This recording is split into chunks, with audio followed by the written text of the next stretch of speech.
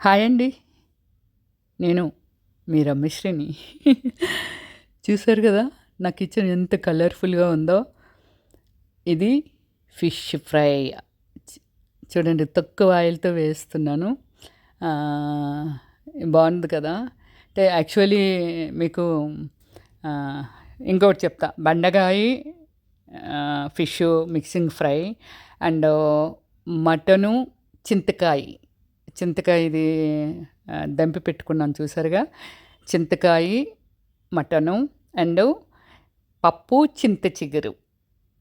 ఏమిటి కార్తీక మాసంలో రమ్యశ్రీ గారు ఈ నాన్ వెజ్‌లు ఇవన్నీ అంటే చాలామందికి ఇష్టం ఉండకపోవచ్చండి. తినరు ఎంతోమంది. కానీ నేను కూడా తినను కార్తీక మాసంలో. కానీ ఆహ్, ఏమంటారు అతిథి దేవో భవ అంటారు కదండీ! సో, దానికి నా ఫ్రెండ్స్ యూఎస్ఏ నుంచి వచ్చారు.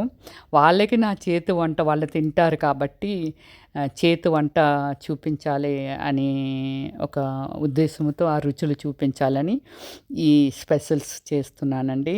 వాళ్ళ సిద్ధాంతం ఏమిటి అంటే, ఏమండి భక్త కన్నప్పలో శివుడు నాన్ వెజ్ తింటాడు. కానీ భక్తితో చేయాలే కానీ ఇది తినకూడదు, అది తినకూడదనే ఒక కొన్ని ఫీలింగ్స్ ఉన్నాయి వాళ్ళకి. గుడ్ హార్ట్ ఉండాలి.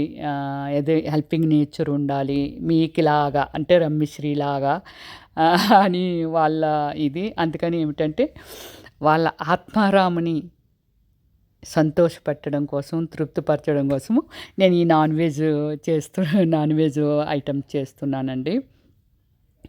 కానీ చాలామంది ఏమిటంటే ఫిష్ ఫ్రై అనగానే ఒక బూరెలు వండుతారు చూసారా? కారము, ఉప్పు, కొంచెం మసాలా పొడి ఏదో వేసేసి వాటిల్లో నూనెలో ఇంత ఎక్కువ ఆయిల్ ఏసి చేస్తారు. బట్ అలా కాదండి. మనం ఏమిటంటే ఫిష్ ఫ్రై అంటే అంటే నా స్టైల్ ఆఫ్ ఇది. దానిలో మిరియాల పొడి, తర్వాత పసుపు అండ్ ధనియా పొడి, జీరా పొడి, సో అల్లం వెల్లుల్లి పేస్టు, కొంచెం మసాలా పొడి, అంటే చాలా తక్కువ లెమన్ ఎక్కువ యూజ్ చేస్తానండి. లెమన్ వేసి ఒక 2 అవర్స్, 3 అవర్స్ వాటిల్ని బాగా ఊరబెట్టి అప్పుడు లైట్ ఆయిల్ ఏసి మీరు ఫ్రై అవుతుంటే చూసారు. లైట్ ఆయిల్ ఏసి దాన్ని ఫ్రై చేస్తాను. చూడండి బెండకాయకి కూడా ఆయిల్ లేదు. ఎందుకంటే బెండకాయ చాలా స్మూత్‌గా ఉంటుందండి. చూడండి మన లేడీ ఫింగర్ అంటారు కదా వాటిల్ని. మన లేడీస్ ఫింగర్స్ ఎంత స్మూత్‌గా ఉంటాయో సేమ్ లైక్ అవి కూడా అంత స్మూత్ ఉంటాయి కాబట్టి వాటిల్ని ఆయిల్ లేకుండానే జస్ట్ ఈ ఫిష్ ఫ్రై అయిపోయిన తర్వాత వాటిల్లో ఏస్తే ఫ్రై అయిపోయాయన్నమాట.